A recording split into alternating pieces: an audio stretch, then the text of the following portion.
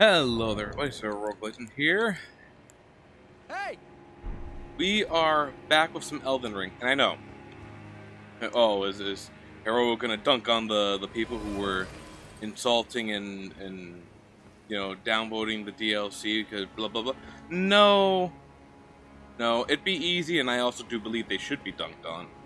But I have a different idea here. What I'm going to do is I'm going to show you the ways that I have personally gone through some of the areas of the DLC.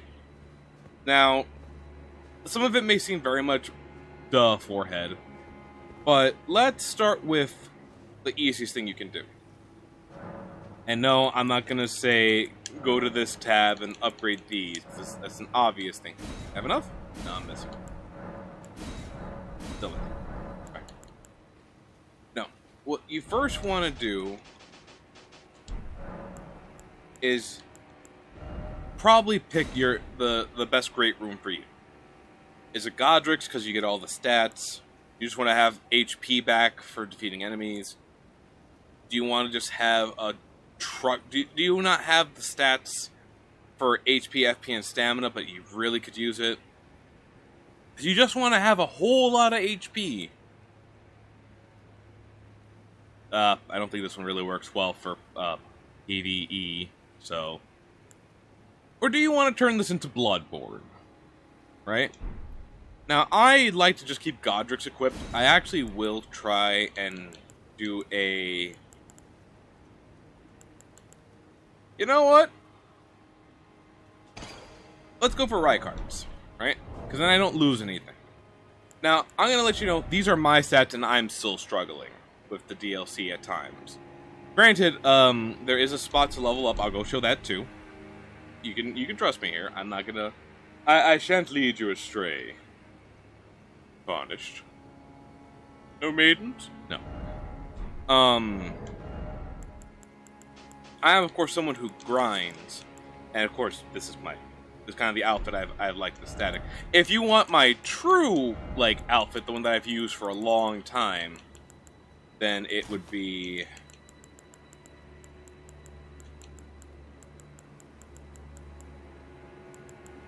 This one? This one. I try not to have pieces matching too much. Go here, this, and bam. Right? Now, another thing is to look through what you got. Right? So, my personal advice, and this is just for Elden Ring play in general, is you want to have from either your offensive incantations or sorceries, something that is good damage, doesn't cost a lot of FP.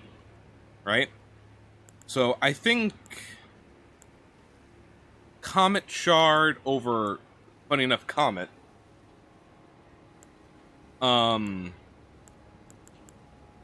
or even Night Comet, because it's, basically Comet, but invisible. And it can be buffed, too, by having the other staff. Plus, it's under 40, so... It's not that much under 40, but still. I wouldn't recommend Rock Sling just because of all the geography in the area. Aldula's Moonblade is also pretty okay, I'd argue. Especially with the 32, intelligence requirement, although getting it might be hard, so. There's also the Carrion Phalanx, which can help out with single target enemies. And again, if all of them connect, it's good. For incantations, I actually like Lightning Spear in this DLC so far. It's proven very, very good, and I forgot that you can charge it. So it gets buffs from, the... I know this one, I promise. Where is it? Here, Godfrey Icon. Now, I'm gonna be honest here, I have more of a bias towards Faith, since Faith has more protections and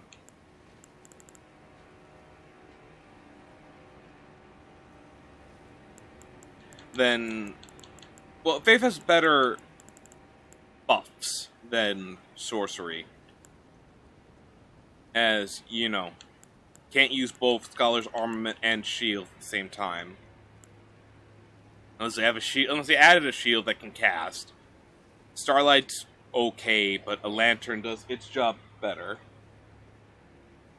Terra Magica is a Black Mage's ley line, which you do not want to have. You don't want to be standing still, unless you're really trying to prepare something to one-shot an enemy. In which case, you're gonna be casting a lot of these, so I wouldn't recommend it. Why cast Terra Magica when you could just cast 2 comets, which will guarantee take out your foe when Terra Magica and a comet might not, you know?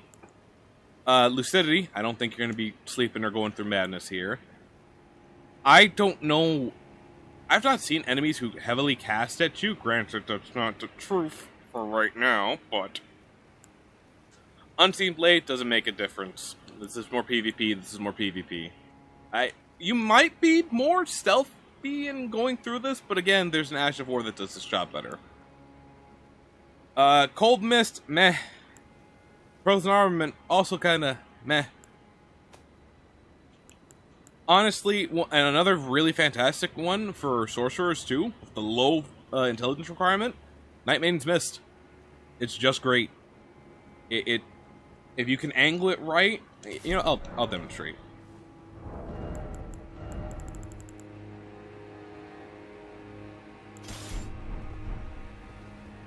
So, if I aim right here, cast upwards, and...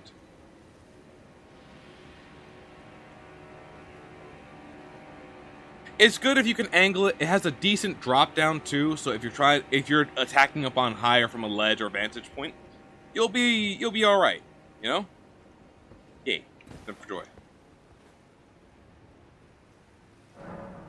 As for the incantation side of thing, because they have so much more support, you have a lot of options here. Of course, there's Blood Flame Blade, which is both fire and bleed. Although, again, the Arcane Fade scaling. You have, of course, Beast Vitality if you don't have any of the others, although you probably would find Blessing's Boon or even Blessing of the Erdtree much easier. It's a lot, but I also believe it's worth it. And they stack with the other things we're about to talk about. Lightning, Barrier of Gold, and of course, Flame Protect Me for your elemental resistances, well, your other damage resistances, I should say. I believe there was a Holy Damage Negation too. I think it was...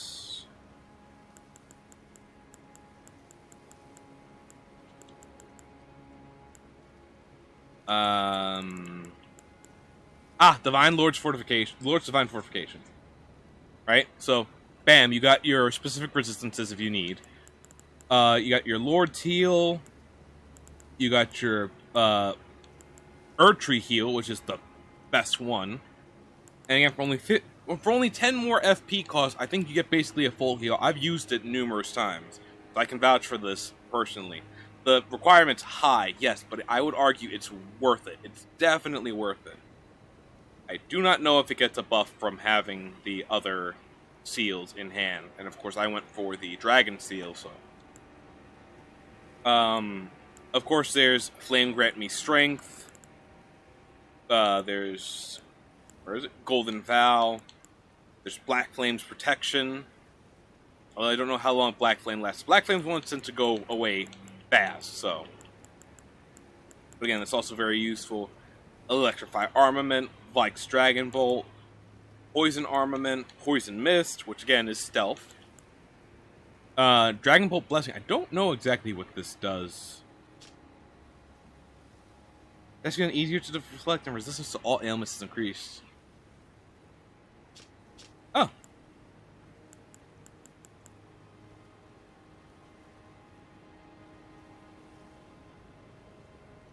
Ooh, interesting. I did not know this.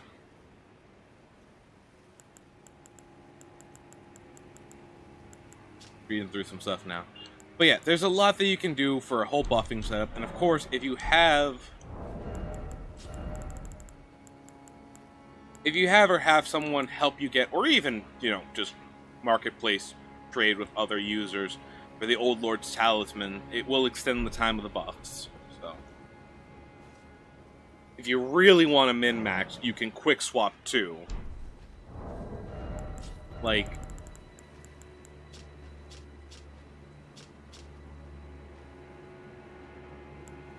yeah, so you can incantation scarabs reduce the incantation cost.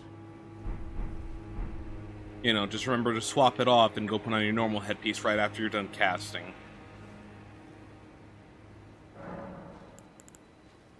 And then for the attacking incantations, like I said, Lightning Spear is really great. I like Discus of Light, personally.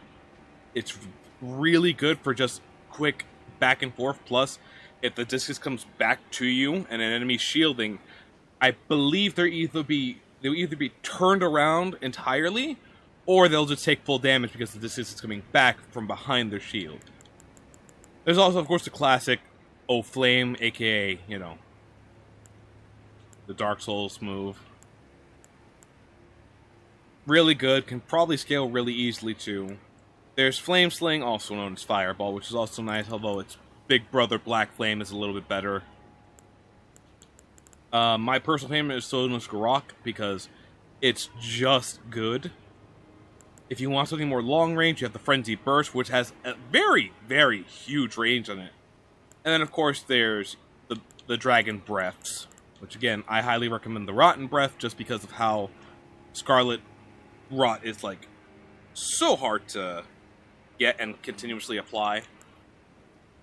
If you really want to be gutsy, you could try Noble Presence with some poise buffing. There's also good, like, AoE control, like, AoE-esque moves like Lancett's Glaive, Wrath of Gold. I think the tail hit's pretty... You can hit quite a few people, I don't know. It kind of gets nerfed when you equip it, Radagon's Rings of Light is also kind of fun to use, but, On top of that, if you are struggling and you don't have the stats for such thing, well, allow me to introduce you to what might become your favorite bow. The Serpent's Bow. The Serpent's Bow imbues every arrow with poison.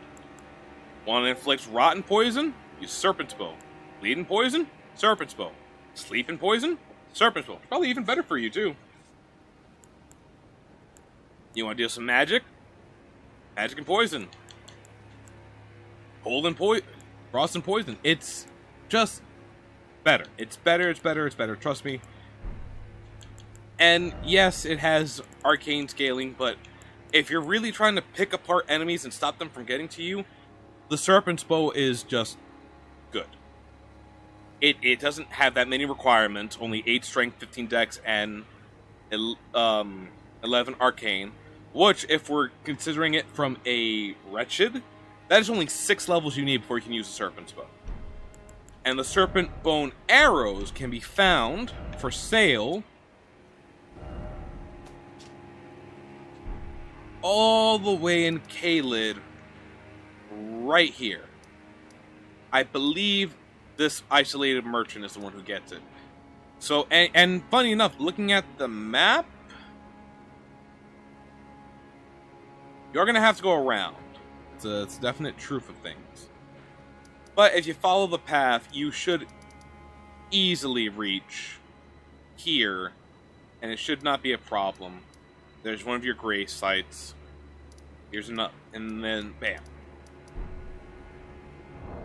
On top of that, if you're struggling and you have the stats for it, I highly recommend using a shield poke. A shield poke setup. What do I mean by that? What do you mean by that? Well, there are numerous shields in Elden Ring. I've actually cleaned out my inventory, so I don't have as many duplicates anymore. He thought. But this is also perfect. Lordsworn's Shield. Yes, it doesn't have full damage negation, but a guard boost of 60 means that you're not going to get poise broken while shielding. And you'll be able to save some of your stamina. if you have a talisman, it increases your guard boost too. Wooden Great Shield, again, not fantastic, but a 56. Granted, it's also matching a brass shield. But I also believe the tower shield protects more, as there's not a lot of ways to get caught in the toes. Briar Great Shield, also good for kind of attacking if you want to try doing that. The Spiked Palisade Shield, once again, good for attacking, decent physical negation, which is what you want. The Golden Beast Crest Shield, which is, if anyone's gone back for their salty run back, they know. It's actually not bad too for blocking magic, fire, and holy. The fire part is probably for the best, but... Oh, and we found an even better one.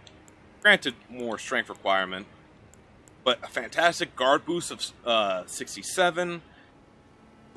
Good fire and holy resist, and actually, pretty much everything is reduced by half. So, all forms of attacking is reduced by half.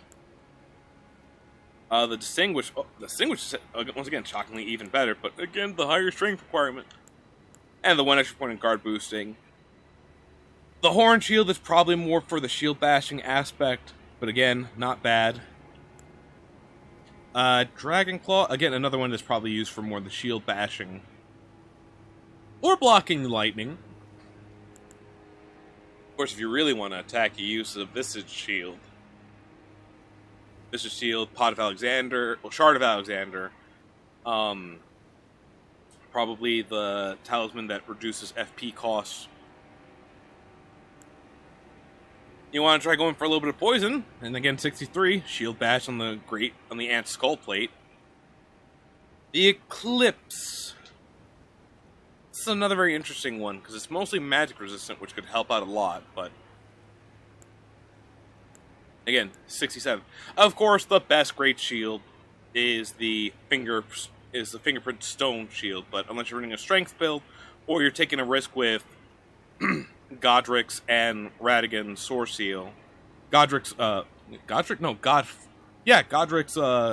Rune and the Sword Seal. You might be a little bit stuck. But, again, fantastic resistances.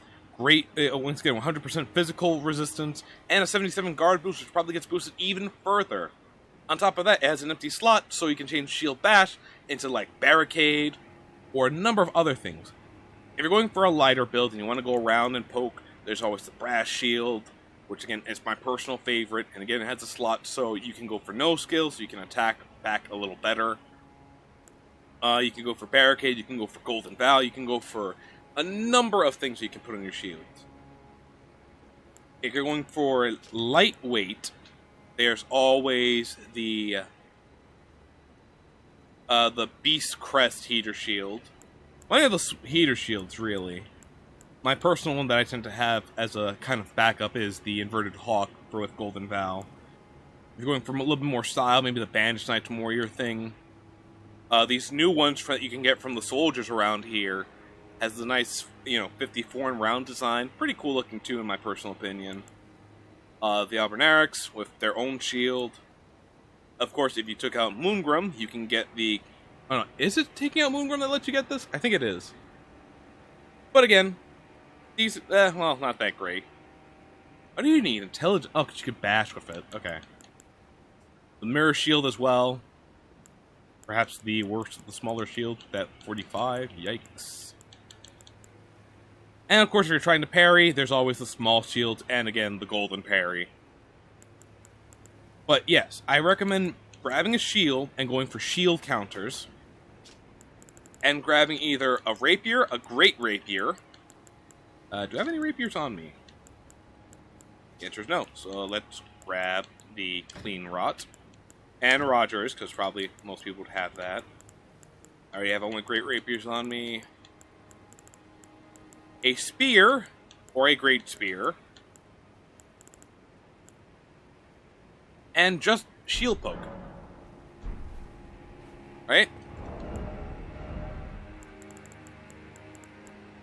Now, I have the Dragon Tower Shield because, but I will actually be... Wait, what's the difference? Same weight. Does actually, I think, resist less. I don't know. For those of you who have the strength and faith for it, you can always grab the Earth Tree Shield for Golden Retaliation, which gives you another offensive potential. Jellyfish Shield if you just want to get the buff and then still use the shield. The Tower Mana Shield's another fantastic one, again, 30. And actually, 30 strength requirement, not that bad when it comes to weight either, as it's 1.5 less than the others, so it might help you just barely eke out a medium roll, which is also what I recommend if you're using Tower Shield.